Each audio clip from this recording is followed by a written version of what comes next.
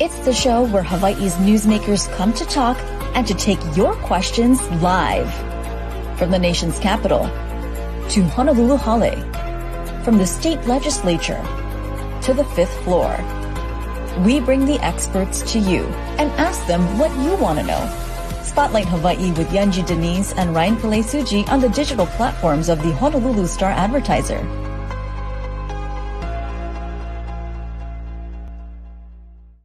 This episode of Spotlight Hawaii is brought to you by Long's Drugs.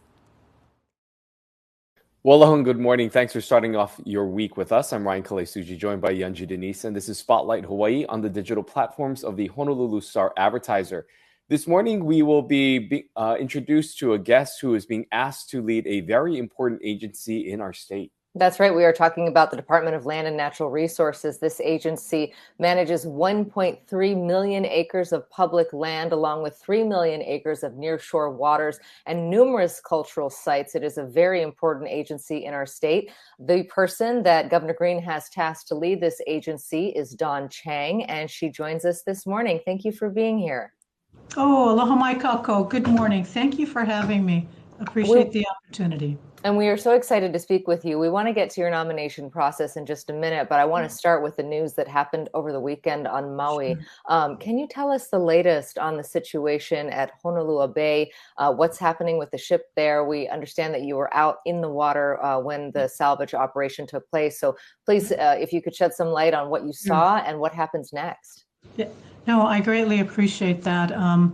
Yes, I was at Honolulu Bay. The vessel Nakoa had been grounded in Honolulu Bay, which is a marine life conservation district, meaning that it's a very protected waters. So there had been 2 weeks of salvage attempts. The fuel had been removed by the Coast Guard. The vessel was still close to was on the reef. We had done an assessment prior to a survey assessment by DAR, Division of Aquatic Resources, on the impacts to the coral reef prior to the removal. And at least 20 coral species have been impacted. But yesterday, some of the challenges have been, this was your third attempt to pull the vessel off by Randy Cates, who was the contractor for the salvage. He had to bring in another tug vessel in from Honolulu. So they tied it up. High tide was between 1 to 4 yesterday. The skies was perfect. I will tell you, all week it's been rainy and windy, but the skies yesterday were perfect. It was no wind, no rain. So Randy's crew tied up the vessel. They gave it first one tug. The rope broke, and then they tugged it again, and it loosened the vessel, and the Nakoa began to move out to sea. You could see that it had scraped the bottom of the coral. The sand was coming up. The vessel was eventually taken. It was being tugged out to deeper waters. And, Hawaiians call it a ho'ailona, a sign. There were a pod of whales that followed the vessel as it went out. The wind started to pick up, but it eventually, the tugs took it out to, it was, like I said, it was taking on water. So probably about at a depth of 800 feet, the vessel sank. But I think what people don't realize is all of the work that's done behind the scenes. All that you saw was this grounded vessel, and then you saw it eventually being towed away. I will also say that Mayor Richard Bisson was on site, as was Council Member Tamara Paulton. But I think what you don't see behind the scenes is our land division had to work with the Coast Guard. Our division, our doe care officers provided 24/7 security over the last 2 weeks. Our Dan Dennison, our communications person, was covering the story for the entire 2 weeks, trying to provide everybody good, accurate information. But it was what we call a kako effort. The community has been very involved in this, in the whole Honolulu Bay, protecting it. But the department stepped up and stepped in to make sure that we could continue to protect this very important resource and remove the vessel. So I am very proud, and this is the reason why I want to chair DLNR.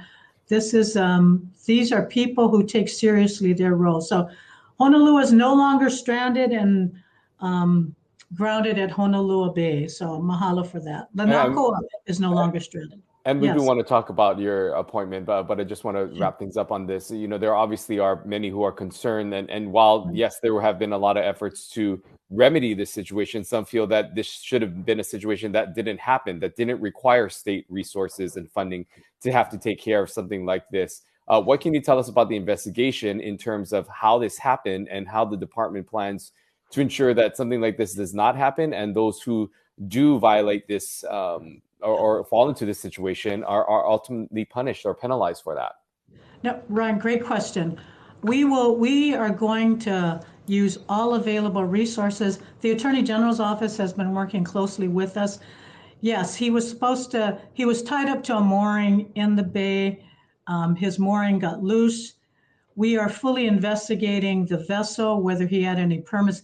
He was not authorized to be in Honolulu Bay. He was not authorized to be tying up to that mooring. So we are investigating this situation, but our primary concern was to get the vessel out. So now we're checking his insurance. We believe he may be associated with another vessel. So we are going to utilize all of our resources, as you say, Ryan, to hold he and whoever owns that vessel accountable for all damages and all resources that were spent to take this action, including the salvage crew, including administrative costs, including costs, damages to the coral reef, the coral that were out there. So yes, we recognize the community's concern that why was he even there? I'm sort of a person who says, I cannot change the fact that he was there. What do we do to make sure that the place continues to be safe? And how do we hold him accountable? So rest assured, we are going to use our resources to hold he and the vessel owners accountable for all impacts caused by this incident.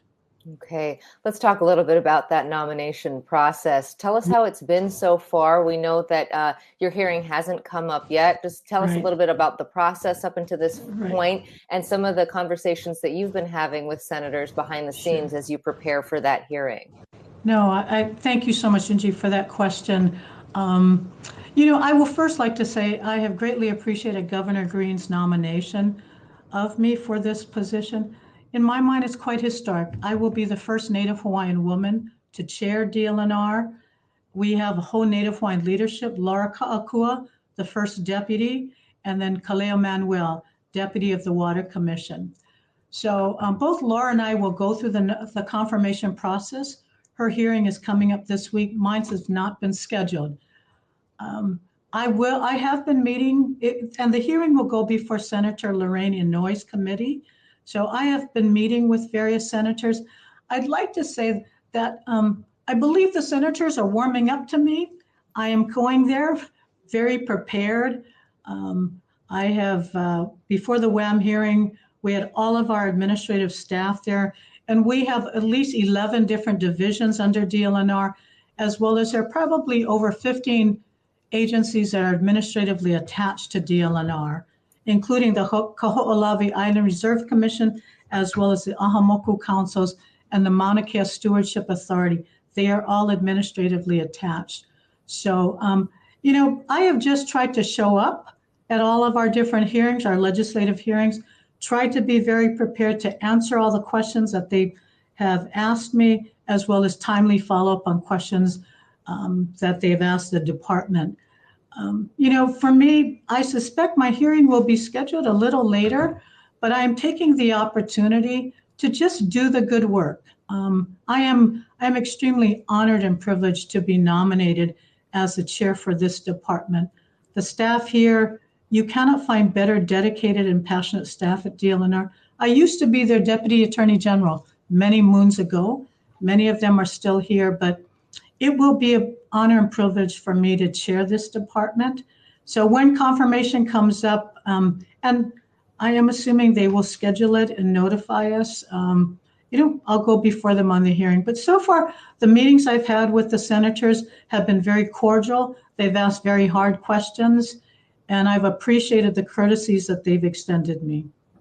Well, we saw how things have panned out with Ikaika Anderson and his nomination process, and there are some who are opposing your nomination with Yes. the issues that they have with your ties to the business community. What has been your response to some of the criticism that you've received about your nomination, and also what have you learned through the process in seeing what Ikaika Anderson went through and how you would like to obviously have a different outcome? Sure. First of all, I have great aloha for Ikaika. I sat through some of his confirmation hearing. That has got to have been very difficult. Those of us who accept the nomination, we understand that criticism is part of the process. I think what a lot of us, what we're not necessarily prepared for is the impacts that it has on our family. Ikaika's grandmother and grandfather was sitting there. I have 3 children. That is extremely hard when they hear criticism. But with respect to the criticism that, and there's been, I won't say a campaign, but there has been an effort by several or maybe more regarding my nomination.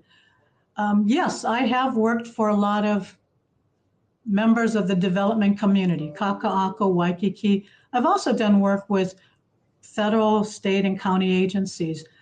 But what I want people to understand is my work with the development community, it was not to advocate for their project. It was to advocate for a process, and you will find I am a process person.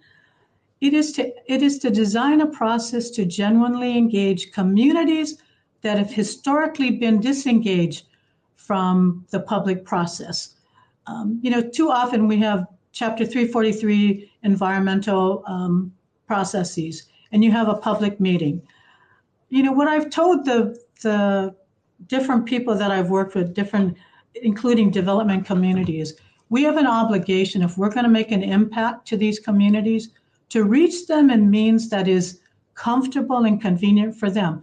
Coming into a meeting on a Wednesday evening from 6 to 10, 6 to 8, many people in our community, they're feeding their family or they've worked 2 jobs. So a lot of what I've done, facilitating these hard conversations. And I took on very hard conversations, whether it was development communities, whether it was working on the Mauna Kea Comprehensive Management Plan, or even facilitating on behalf of U.S. Department of Interior federal recognition. But it was to ensure that our public, our members of the community, especially Native Hawaiians, had an opportunity to meaningfully participate in these processes that would have an impact on their lives. So, for these projects, I did not advocate for them. They had to stand up on their own. But I really tried to advocate for a process. And that's primarily what I bring to the Department of Land and Natural Resources. Like I said, I'm a process person. I want to advocate for good process where we are hearing the community before decisions are being made, before the Land Board or the Water Commission makes a decision. So, yes, I understand that there are members of the community that may oppose my nomination because of the clients that I worked with. But if you ask me, do I have any regrets doing the work that I did? I don't, because I believe that they were better decisions as a result of the engagement process that we tried to facilitate, including working with cultural descendants before these projects were developed. So I recognize that. I wish they would come talk to me. I'm more than willing to talk to them, but I appreciate you asking me that question. If you are confirmed, one of the things that it looks like DLNR will be tasked with is managing the implementation of the green fee as it makes its way through. As we understand it now, and there's a lot that can happen between now and the end of session, but if things continue on the way they seem to be continuing, we are looking at an app-based system that would impose some kind of a fee, perhaps $50, and that would have to be enforced by your agency. Do you think that your agency is equipped to do that? And what are your thoughts on the green fee? One, I've appreciated Governor Green's boat initiative. But I also think that the green fee is really designed, it's all about kuleana. It's about the visitors who come to Hawaii. It is about them sharing in the costs of stewarding our resources. Our residents pay taxes. Our residents Many of them currently steward many of the resources that DLNR is protecting. But it is also an opportunity for our visitors to come and share in the enjoyment of these resources, but also help to finance the stewardship of them. Now, can we do this all on our own? I've also believed that DLNR cannot steward all of the, as you said, Junji, the 1.3 million acres, the 3 miles of ocean waters, the natural and cultural resources. So we need to partner up with the communities to steward the resources. Haiena is a very good example of that, where the community initiated an initiative to take care of those resources.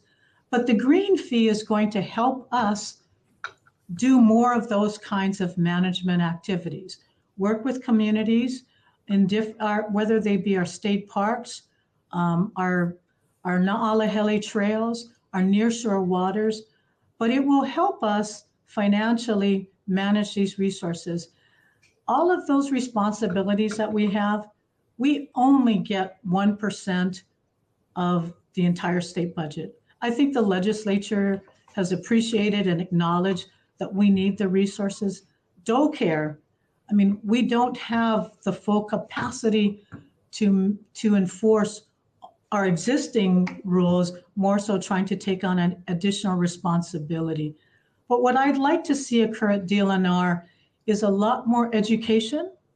I believe that even visitors, they're not intentionally disrespectful. They may not know any better. They may not know better. So I think we have to do a better job of interpretive signs. Our DoCare officers are equipped to not only issue citations and enforce, but also educate people about the sacredness of these resources that people utilize either to hike or to swim in. But I think that the green fee provides us the opportunity to have the fiscal resources to manage these public resources. And we have a public trust duty to preserve and protect the lands, the waters, the ocean, and ensure fresh waters. So the green fee is an opportunity to help us with the necessary financial resources to, again, steward these lands and waters. So I am optimistic. I believe that the legislature also sees the value in this green fee. We've been receiving a lot of good support at the legislature. Our agency is, we are likewise gearing up should this come over. State parks also, they're doing a great job. I think you can, when you go to Diamond Head, the impact of our reservation system, we have half the number of people using Diamond Head, but we're generating twice the amount of revenue. We set aside parking spaces for residents. We also set aside reservations for residents. So it really has enhanced the experience for both local people as well as residents, and it's given us the resources to manage those better. So we believe the green fee can help us do more and give us the resources, the financial resources that we need to do more.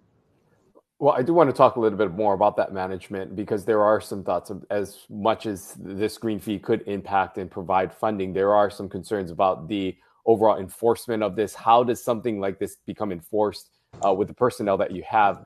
If you can share more about what you think the realistic approach to this would be, and the enforcement efforts that would happen. Yeah, no, undoubtedly, that's a really, even talking to Jason Radula, who's head of our DoCare, this is going to be very challenging. So one, we're going to have to work with the visitor industry to put out better educational materials, working with our other enforcement agencies. Maybe it's not just DoCare that has the ability to enforce, but it might be other enforcement authorities, HPD, or sheriffs that can help us, because we also do a lot of joint activities together. But clearly DLNR is going to take the lead in this, both developing the management plans and also enforcing it. But I would like us to do a better job of educating, maybe have better interpretive signs when you go to a state park. People understand why this area is so important. When you go up to a trailhead, you understand how unsafe it is when weather conditions change. So I'm hoping that through better education, we have less enforcement, but I'm also not afraid to enforce.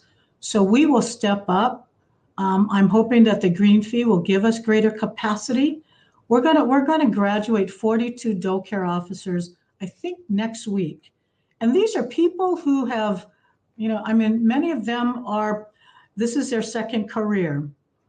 But, we are trying to increase our capacity, our doe care officers to do, to have a broader reach. But we don't know. We're going to do the best job we can to enforce this green fee, making sure that everybody, pays their fees, understands why it has to be managed. These resources need to be managed. But to be honest, I don't know how we're going to do this with our existing, but we are confident that with the green fee, it will give us greater capacity to manage these resources, educate people, as well as create better regulations once we have this in place. The issue of enforcement has been a challenge for DLNR Yes. for a number of years, specifically when you look at beaches. You look at these so-called burritos, which if viewers aren't familiar, are these sort of large plastic structures that are, often have fill in them and basically become like a seawall in the ocean. We've seen so many issues around sea level rise and coastal erosion in our community, and a lot of those structures are put up and then never taken down. How do we get better enforcement with the existing issues that DLNR is facing, specifically when it comes to people armoring the beaches, if you will? That is a great question. And I know you recently had a PBS special and Michael Caine was on that. This is really hard. Climate change is inevitable, and it is fast moving, much quicker than we have the capacity to do. But a lot of these shoreline, these structures that are being placed, while they're temporary, you're right, they end up becoming quite permanent. They create barriers to public access, barriers to the ability to use the beaches. So there's there's this balance of how do we ensure that people can continue to use the public beaches. That's our primary concern. It's not necessarily the protection of private properties, but the question of how do we enforce these measures. This is due process. They're entitled to notice. Many of them have requested contested case hearings, and then they'll appeal to the court. So there is a lengthy process. We are trying to utilize, bringing all of our collective resources together is there a better approach? The legislature has before it several bills to address managed retreat, establishing a fund for relocation, because I don't have a problem if a private landowner decides to abandon their property and even deed their property to the state, and there's a house on it, and that house is about to fall into the water, then we should be able to use that fund to remove that house from that shoreline so that there can be the beach can naturally come back. Because the potential damage of that house falling into the ocean, those temporary sandbags that become permanent, they are a hazard and they are a barrier to public access. So this is a challenging issue. We're trying to work with the different counties, the Department of Planning and DPP, as well as all the other county planning departments, that how do we collectively utilize our limited resources to have the greatest good to open up our public beaches. But you're right, this is a really hard question, but we think we're going to be able to get a better handle on this, hopefully with some of the new legislation, hopefully looking at a regional approach to these. It's not just affecting one landowner. It is affecting an entire shoreline. So how do we bring them all together to look at collectively, they may be able to do something more effectively, as well as we may be able to do something more effectively when we're looking at a large swath of beach. So we are employing all of our resources, putting on all of our tools, working with the University of Hawaii and other agencies on trying to develop the best ways to approach, manage retreat, and these, as you call them, these different structures that are on the beach fronts. How do we more effectively deal with them, recognizing that it's not going to get better? It is going to become more challenging. So hard issues. I don't have all the answers, but I know that if we work together, we're in a much better position to address them. Well, we only have 5 minutes left, Sure. And half an hour goes really fast. But I did just want to ask you, with this department comes a lot of issues that tie directly to what you're going to have to do should you be chosen to lead it. There are, of course, the issues of Mauna Kea. There are the evidence of what's happening with Red Hill, also on Haleakala, some contentious issues that has really riled up the community and really divided the community in some ways. How would you lead this department during those times? What do you think is the most important factor when trying to navigate some of these more contentious issues? Yeah, great question.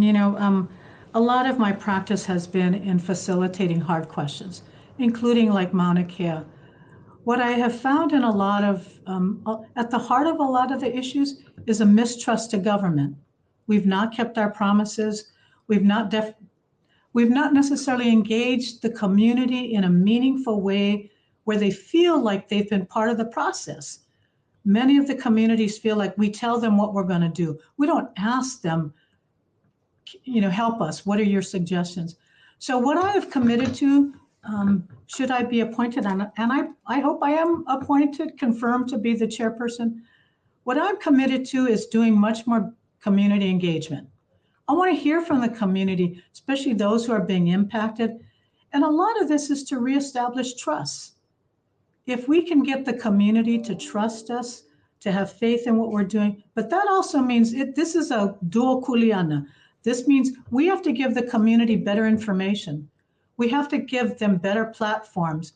So I'm hoping to use both the land board meetings, that's a public forum, as well as the water commission meetings, which also is a public meeting governed by Sunshine, where we are giving the communities, I know my light just went out, but we're giving the communities an opportunity to get good information, doing informational briefings before a decision has to be made. So that's what I'm hoping I can bring to the department, is a better process to engaging the community so that they can feel like they've been part of the process. At the end of the day, though, I'm not afraid to make a decision.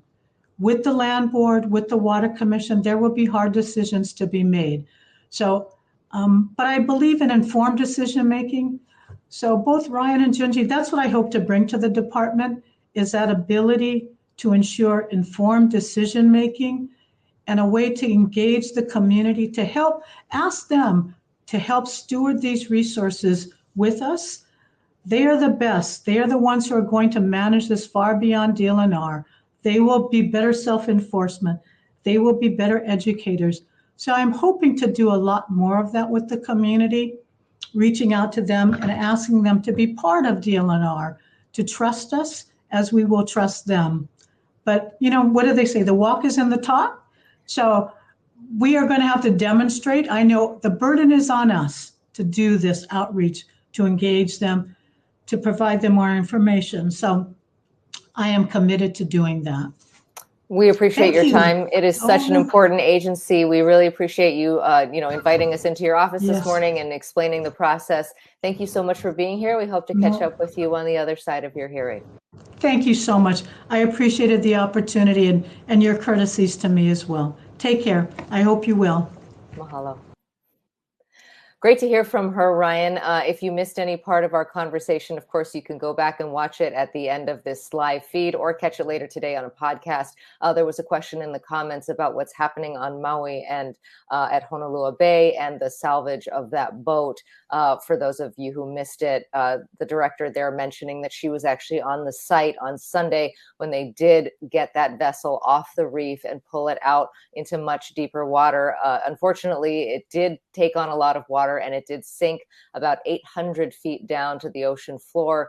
Not clear now what's going to happen to it. In the meantime, they are working to figure out who is ultimately responsible. The owner of that vessel may or may not have other partners. And so there's a question of who is liable for all of this, and also insurance that needs to be processed. But either way, she says that those private owners will be on the hook for all of the costs and all of the damage that has been done to that area. Yeah, and of course, she is leading a department in somewhat of an interim role until her official confirmation goes through this process in the Senate. We heard from her there as well, saying that she is waiting for that scheduled hearing to happen, first with the individual committee assignment, and then by the committee that has been assigned to confirm her in that confirmation hearing. Also recognizing that she could have some challenges ahead of her, and that she's spending time at the legislature, spending time talking to senators who may have questions not only about her, the department and her plans, but also her past experience. And also noting that she feels like she's made a little headway with some of them, that she's sort of maybe found a way to soften them up, as she knows that some of her opposition comes because of her work affiliation in the past, but assuring people that she is qualified and ready to take on this position. Again, this is a department that has seen some difficult confirmation hearings in the past. Dawn Chang, a former nominee from the Ige administration, also ran into some issues trying to get confirmation through this process as well. And so we will see how things shake out. And of course, Governor Green hoping that this nominee is one that will continue to move through. Yeah, and this nominee, whoever ends up leading this department will likely be in charge of the enforcement of the green fee. She did mention that the doe care officers are already pretty busy with all of the enforcement that they have to do in the moment, and they're not able to do all the enforcement that they need to do, especially when it comes to shoreline and illegal structure there. And so they will have to grow as an agency if they are to take this on. She said that perhaps these are duties that can be shared with other agencies, perhaps state or local law enforcement, that maybe it doesn't all go to doe care. In the current legislation, it looks like they will be the ones tasked to lead it. Still a lot to be worked out if that even passes, but if it does, DLNR is supposed to take the lead on that enforcement. So we learned a lot about her. She also made a distinction there, saying that she would, in her work with the business community, which is why there are some criticisms of her nomination, that she was not advocating for developers. She tried to make that very clear, that she wants to represent everyone in those conversations, and she hopes to continue to do a lot of community outreach and continue that work in her role as chair of the Department of Land and Natural Resources. Such an important agency, and we really appreciate her time today. On Wednesday, Ryan, we head over to Hawaii Island. Yeah, we mentioned at the end of the broadcast with this interview, talking about Mauna Kea. And so we will be catching up with the mayor, Mitch Roth, getting an update on issues like Mauna Kea and other things that are happening there on Hawaii Island. They've also experienced some rough weather over the past few months. And of course, a lava flow was the last time we spoke to him regarding Mauna Loa. Of course, that has since stopped. But getting an update on how things are happening over there on Hawaii Island with Mayor Mitch Roth right here on Spotlight Hawaii, 10:30 on Wednesday. We'll see you then. Aloha. Aloha. This episode of Spotlight Hawaii is brought to you by Long's Drugs.